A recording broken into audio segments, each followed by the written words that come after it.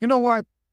One of the main questions that I get is, what should I do after completing or I've just finished my Google Project Management certification?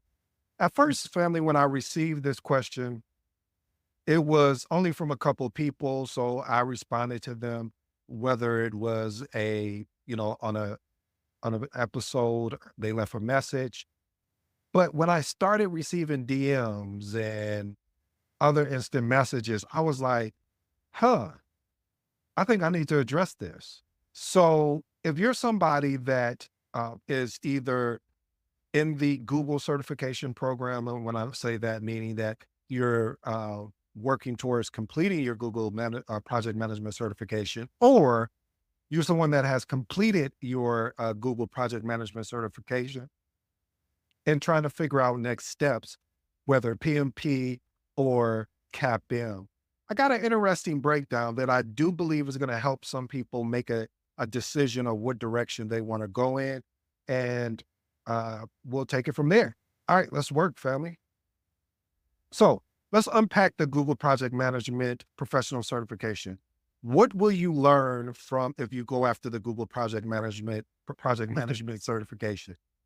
So very much so at a very high level, this certification is for entry level project management role.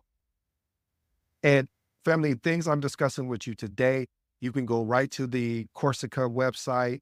This is where I got the information from. So I just boiled it down to make it easier and digestible for you. But this is what you'll get. So from a high level overview, it covers the creation of effective project management documentation, artifacts through project phases. So I guess what they're saying is from initiating, planning, executing, monitoring, controlling, and closing. Then it provides you a foundational understanding of agile project management with a focus on Scrum. So Scrum has 3 team members, 5 events, and 3 artifacts. 353 basically. So it teaches that, which is good, really good, because for me to have to learn that stuff, I had to go get my CSM. And that's where I kind of learned about Scrum. And now I'm getting prepared for the ACP, and I'm working with my mentor, my project manager mentor, going through his training to understand, just revisiting some of these things. So that's good that they offer this at the foundational level. Next thing, the program emphasizes on developing strategic communication. If you've ever listened to any episode that I've done, I'm always talking about the foundational pillars, which is communication, problem solving, stakeholder management. But this is what I like that you don't see in a lot of certifications, or I should say certificate, is they're preparing you for real world project management environments. Now, how they're teaching that, I thought about going to go take this course for you and really doing a deep dive and doing a really deeper episode about it. But I was like, huh. I mean, I'm trying to build out these things. I've been promising you guys this mentorship and the community. So this may have to take a back seat, but it's still on my list to go and take it so I can speak, because I received how this came about. Quick story. I did an episode about the Google Project Management certification. And somebody left a comment, was just like, well, why you didn't, you need to talk about it more. If you didn't take it, how can you talk about it? And I was just like, that person had a good point. So I'm talking about it now, even though I didn't take it, but I'm really doing this, setting this up for somebody that's thinking about taking the Google Project Management certification or certificate, and that's already in it and trying to find out their why. Okay, let's go to the next point. So the time commitment that's required. So it's broken down into six courses. So you have your foundation of project management. This is 18 hours with 4 course modules. You have your project initiating, basically starting a project, is 23 hours. And then putting everything together, what they call project planning, 33 hours and 5 course modules. Project execution, running a project, basically 30 hours. Course 6, there's 6 there. Then agile project management is 26. And then you have your course modules, which is 4. And when I say hours, meaning that the total hours they estimate is going to take you to complete that. You may complete it faster if you really just, dedicate a lot of time. And then they ended off with their capstone, which is applying project management in the real world. And that's 48 hours. And it is 4 course modules. So I wanted to give you the overview, the high level overview of what to expect if you have either A, thinking about going to get your Google Project Management certification or certificate, however you would like to say it, or B, you're already in it and you're about to complete it, and you're probably saying, "ED, you telling me something I already know." I know, but I have to set the foundational framework before we jump in and answer the tough questions. All right. Now, your path to the certification of a CAPM. Eligibility requirements: secondary degrees such as a high school diploma or GED or global equivalent. You need at least 23 hours of project management education before the exam. Now, let me park here real quick. Because you've completed and you received a certificate for your Google Project Management certification, you would not be required to take the 23 hours because it is because I think you get 100 hours by going through the course. So, but fact check me on that just to make sure. So if anybody wants to fact check me on that, let me know. But I seen that and I'll go into that in a moment. So testing information, there's no experience required except for, and when I say no experience, I am talking about actually leading a project. So you don't have to, you could have never led a project and sit for your CAPM. There's 150 questions, 180 minutes to complete the exam. Now, let's talk about pricing. Member price, $225, non-member price, $300. If you've ever listened to any of my episodes, what I always recommend is getting that PMI membership, which is $159 every year. So once a year, you pay $159. It is definitely worth it, especially if you're thinking about taking a CAPM, then maybe taking your PMP, and then if you're thinking about taking different certifications, because you can see it's a $75 difference between member price and non-member price. Plus, you also get other things what's in there, on-demand learning. So PMI really looks out for you when it comes to that. All right. Now, let's say you want to go from you got your Google certification. I'll say it right. Google Project Management Certificate, and you want to go after your PMP certification. Well, there's 3 sets of requirements: A, B, and C. So set A is high school diploma or secondary degree, 60 months or basically 5 years of leading and managing. Again, I'll say that again, of leading and managing projects within the past 8 years. And you will be required for 35 hours of project management education training or CAPM certification. You kind of see where I'm going with this. Maybe you don't yet, but you'll see it. Set B requirements: bachelor degree based, and then 3 years of experience leading and managing projects within the past 8 years. Same thing applies here: 35 hours of project management education or training or CAPM certification. And then set C requirements: bachelor degree from a GAC accredited program, basically a globally accredited program, and 24 months, basically 2 years, leading and managing projects within the past 8 years, and 35 hours, same thing that applies to this. Now, again, some of that coursework can be pre-approved, and this is where the caveat kind of comes in with regards to the Google Project Management certificate. All right. So let's break down the testing and pricing information for the PMP. Again, you're required 3 to 5 years and some even longer than that based on what we just talked about earlier. There's 180 questions, 230 minutes to complete the exam. Now, this is the catch-up. Pricing: if you are a member, $425. If you are a non-member, $675. Reason why I sounded that out the way that I did is because they just went up on pricing as of this year, which is 2024. But what I would recommend is, family, if you're really serious about having a career in project management, again, get your PMI membership. It would basically pay for itself because there's a cost difference. I think I had that before. So again, look at getting your PMI membership. Now, let's get to what you're all here for. What exam should I take, PMP or CAPM? I'm going to be upfront and straight and honest with you. No chasers. No, I'm not going to sugarcoat it or anything.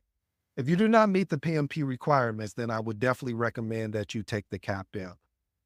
What I've seen a lot of is that people will go and get their Google PM certification and think that they can get their PMP right away. But if you haven't met the PMP requirements, which is again, let's go back and look at that. If you haven't met either requirement A, B, or C, then you will not be able to sit to take your PMP exam. Your application will get kicked back if you don't meet some of these minimums. And where I see a lot of people have challenges at is when it comes to the second part here, where it says, let's look at set A requirements, 5 years of experience leading and managing projects. Set B, 3 years of experience of leading and managing projects, or set C, 24 months or basically 2 years of leading and managing projects within the past 8 years. That's the challenge that I see, because most of the time people have their high school diploma, but it's just that 5 years of having to say, well,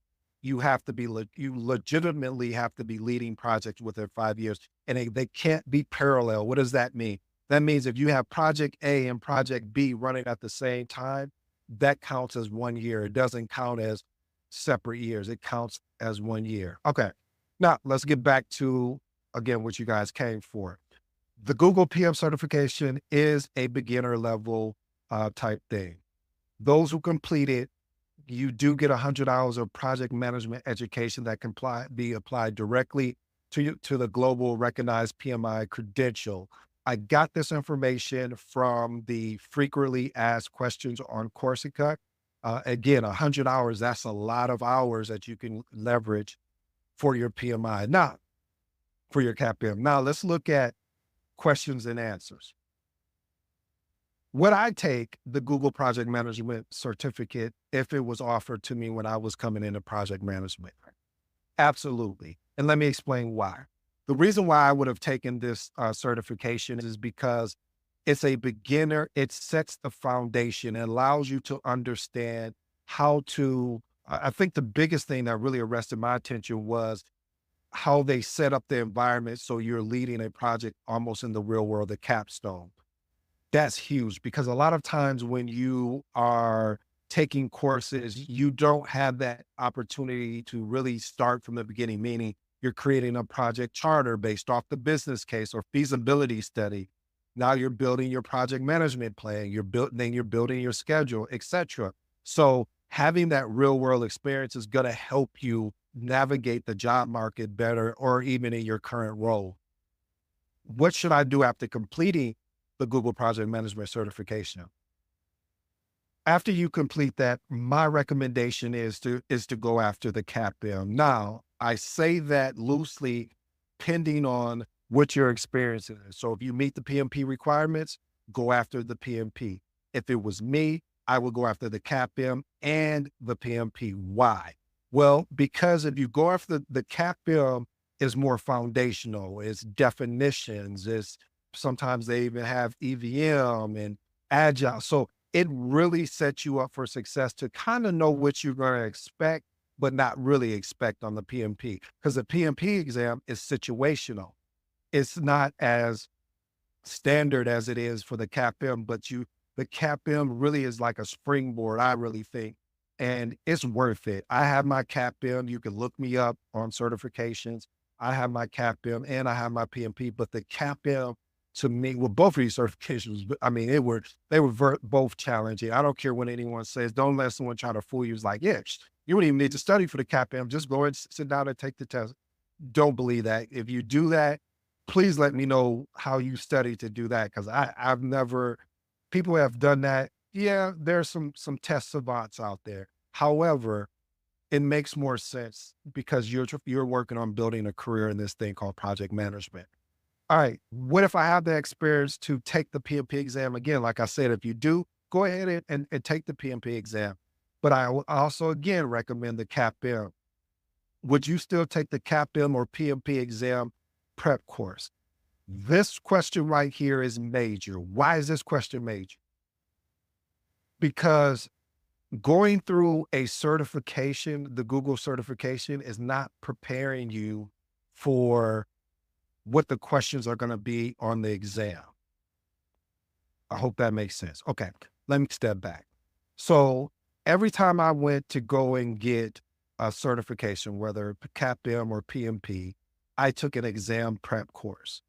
Reason why I took an exam prep course is because it gave me the opportunity to understand based on the content outline. See, the content outline is really where PMI, they're giving you the cheat codes in a sense. And basically, if you're not familiar with the content outline, go look it up on PMI.org under certifications for the CAPM. It will literally, you'll be able to pull that up. And one day I went through the PMP content outline. I think I only went through, I don't know which part I went through, but I did one full, I think it was either business. No, it wasn't business. I can't recall right now, but you can find it. It's called PMP Journey. Check those two episodes out if you're curious, because the test is based off of the content outline. So with the certification, the Google PM certification gives you the foundation to lead projects. But as far as test taking, I would recommend that you go and get a exam prep course. Okay. Here's my 3 transformational recommendations, and then I'll let you be on your way. And I hope I answered your questions. If not, please free to shoot me a DM, leave a comment, whatever works for you. Point number 1, time and financial investment. As we understood, the PMP involves a significant investment. And I'm not talking just monetary. It's also a lot of study time. I never studied so hard for a test until it came to the PMP. Why? Because it's a situational test. And with situational tests, only thing you can plan for is the framework. That's why the PMP content outline is so important.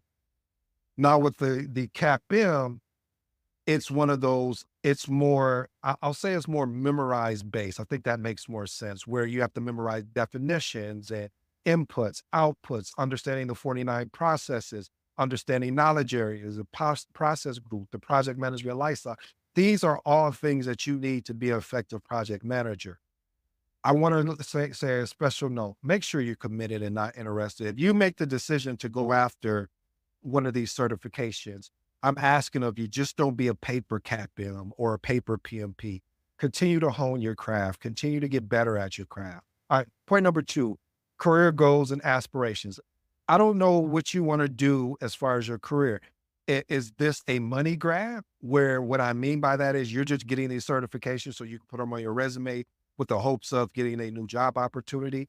Or is this a career path that you really want to go down? If this is a career path that you want to go down and you're just a beginner, you've never led a project, I would definitely recommend the CAPM. I mean, you won't be able to get the PMP because, again, you wouldn't qualify for it because you don't meet the requirement. So start with the CAPM. Starting with the CAPM is don't let them trick you out of a good opportunity. And what I mean by that is go on these different job boards and type in CAPM and see how many job opportunities open up as far as pop up.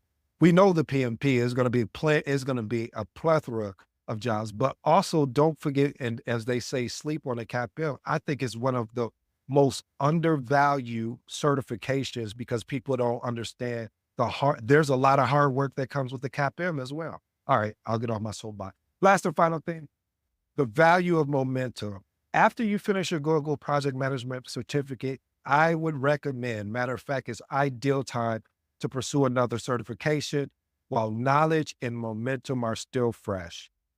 So family, I hope I addressed that question of, hey, what should I go with regards to CAPM or PMP? Again, if you have PMP experience, I mean, if you meet A, B, or C, one of those requirement fields, then go after your PMP. But you wouldn't be taking the Google project certification if you already had the experience. So That's why I'm recommending go after the CAPM. The CAPM is a great certification. It's a great building tool. So you can even see, you may realize, I don't even want to be a project manager again. So this is a good test to see, hey, do I want to pursue this career? I hope you pursue this career. This is an amazing career. This is something I truly fell in love with because of the flexibility, because of the leadership, because of all the transferable skills where you should be able to go into any sector and lead a project effectively. Well, family, I hope you enjoyed today's episode. I go by the name ED. For all you smart and intelligent folks out there, hey, that just simply means that I appreciate your time today. Thank you.